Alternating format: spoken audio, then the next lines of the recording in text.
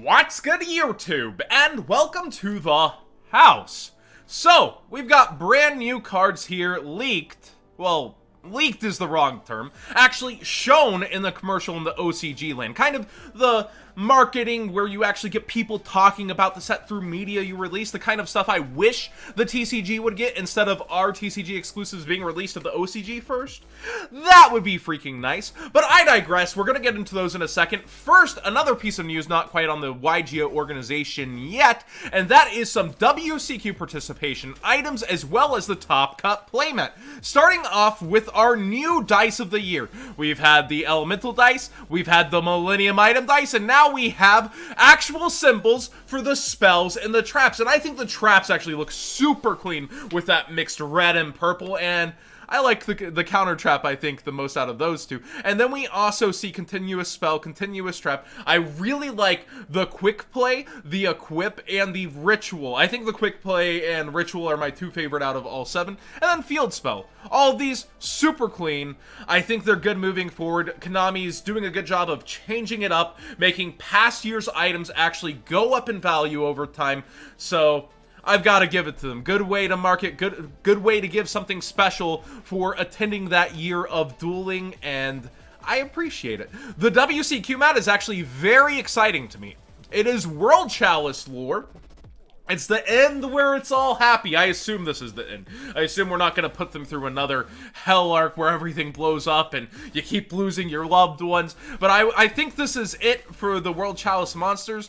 And I really like how they brought the playmat together. And for you Top Cut meta folks that make it there, Sky Strikers. Yes, we're going to promote that with Battles of Legend, but also we see it here as the Top Cut mat. Three very big, awesome reveals. I think they're doing a great job. This design was really cool. They have the outward facing, inward facing. Everything about this mat is pretty dang awesome. So they've given something meta related for the Top Cut, a little more casual lore for those attending, and the attribute dice. I think all of these are amazing for the WCQ, and I look forward to seeing some photos and stuff from Pittsburgh. I'm not going. I'm saving up for a car. So many people ask me every stream, are you going to Pittsburgh? I got my invite. I'm gonna go. Will you be going? This year, saving up for a car. I plan to heavy, once I get it, I'm getting a hybrid, start road tripping again and getting out to events with that nice savings on gas. So that's my answer there. But let's go ahead and get into brand new cards. All right. So you've always been angry you can't use Super Poly for evil heroes. That's scary. Supreme King Castle is a field spell. You can fusion summon a fusion monster that must be special summoned with Dark Fusion with the effect of a card not named Dark Fusion. They've spelt it out for me already. You can Super Poly for evil hero stuff. That's insane. Tell me it gets another good effect. Maybe some self-protection.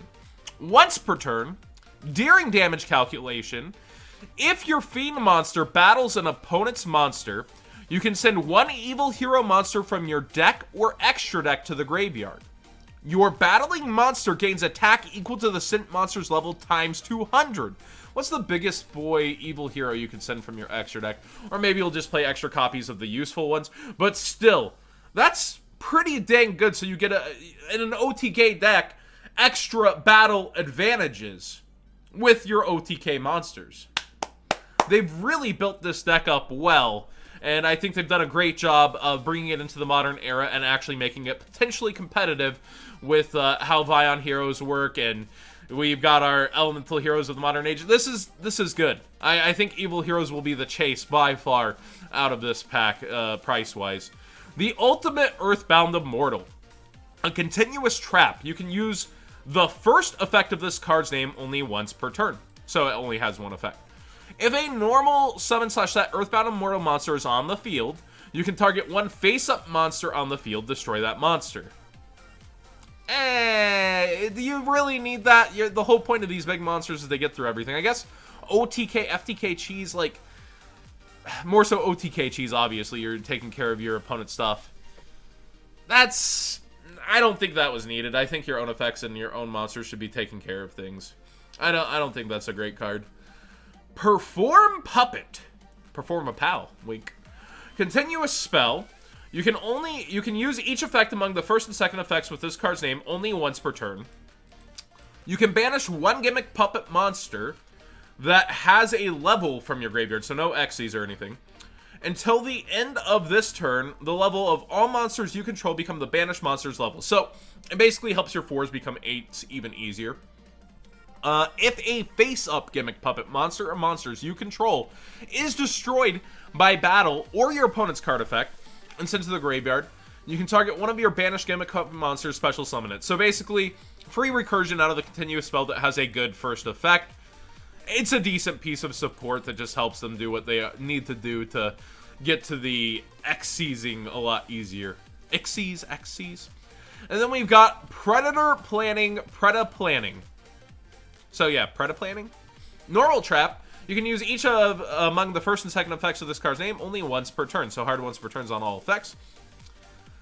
Send one Predaplant monster from your deck to the graveyard. Place one Predator counter on each face-up monster on the field. And if you do, any of those monsters that are level 2 or higher become level 1 as long as they have a Predator counter. Summon Fernweight mixing? Maybe? Huh. That's interesting. If you fusion summon a dark monster while this card's in your graveyard, you can banish this card from your graveyard, then target a card on the field, destroy it. So, obviously, fusing is something Predaplants like and want to do, and it's just extra bonus for its graveyard effect, should you have used the first effect. And putting Predator counters on everything, pretty free, but it's still a purple card, it's still a back and forth card, it's more of a fair card, it feels like, that gets extra advantage for its fairness later on. And I have not read this card, Puppet Parade. Let's see what you do. A normal trap card, you can only activate one of this card's names per turn. If your opponent controls more monsters than you do, special summon Gimmick Puppet, my bad, not Plant, getting the two archetypes mixed up. Gimmick Puppet monsters with different names from your deck up to the difference. Then, if your opponent's life points is at least 2,000 higher than yours, you can set a rank up magic normal spell directly from the deck. I feel like that spells trouble. Even though this is a trap card, I feel like that spells trouble. After this card resolves, you cannot special summon for the rest of the turn except for Gimmick Puppet monsters. I feel let me know if anybody's already found out some crazy stuff with this, like in the comment section down below. This smells like, feels like trouble to me, even if it's a trap card. And finally, I did go over this on the live stream, so I've seen this one. This one's no live reaction or anything. I think this is just another statement that Evil Heroes will be the chase cards of this set. They're looking very freaking nice. Bakura for the show, Evil Heroes for both competitive and show. I think Evil Heroes will be the chase cards. Evil Mind, a normal spell card. You can only activate a card with this card's names once per turn, so because it does some awesome things. If you control a Fiend monster, activate one of these effects based on the number of monsters in your opponent's graveyard. Draw a card for just one. Self-replacing, that's nice. 4+, add any hero monster or a dark fusion from your deck to your hand. Whatever you're missing, here, just have it, as long as your opponent's gone off. And 10+ cards, add one polymerization spell or fusion spell from your deck to your hand. So you would think, well, the longer a duel's gone on, the more powerful this is. Realistically, this card will struggle against stun-like decks that don't just put things in the graveyard, such as Altergeist, and that can also recur things out. Well, also, it's pretty dang good against combo-heavy decks that just toss everything in the graveyard. So no matter what, it feels like it's a self-replacing card that can eventually just get even better for you. But that's it from me on this. What do you guys think of the WCQ participation stuff as well as the Top Cup mat? And what do you think about this Duelist pack, aka Legendary Duelist, coming out for us? Legendary Duelist has had a track record of really holding more expensive cards than regular Duelist packs so far, but the last one kind of struggled to get to that point for a while. But we've seen with the Blue Eye stuff, we get expensive cards in there.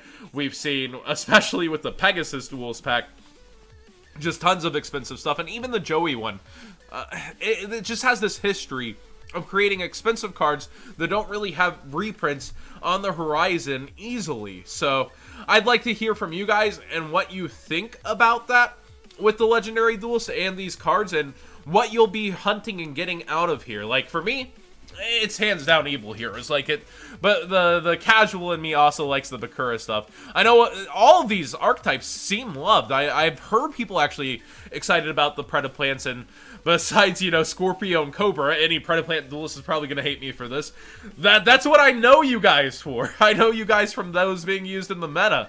Like, I guess the Earthbound Immortals, like, you had the Karyua diagram trick, and of course, awesome moments in the show, and then, you know, Predaplants, I don't know, I didn't watch that far in the anime, like I said, they're Gimmick puppets are pretty cool, but, like, I don't have that personal relationship where I know several tubers do, like, it's just interesting, this kind of dynamic through time of what people are going to latch onto. But I just noticed, you have Bakura for the original series, Evil Hero for GX, Synchro, Xyz, Modern Arc V. Okay, I just got that. I feel slow.